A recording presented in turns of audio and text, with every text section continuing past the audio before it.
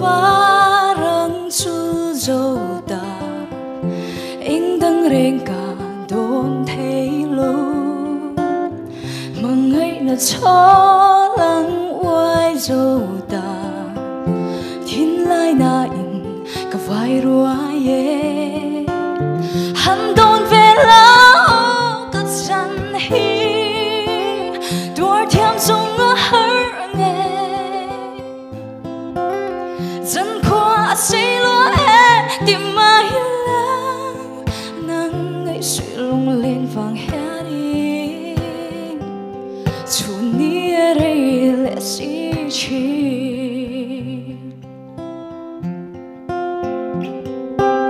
trên na bia thu làm căn chiều lặng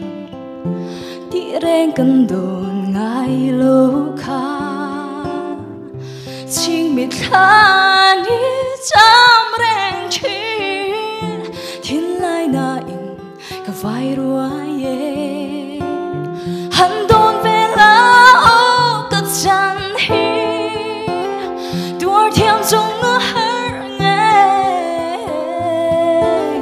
dân qua xây lúa e tìm mai lang nắng ngày suy lung lên vàng hè đi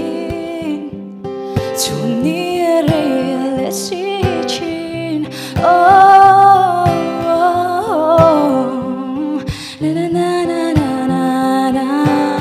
hắn đồn về lao cất chân hi anh đang rèn cả đồn thấy mất lâu lung cả vai ri ri ai Kalome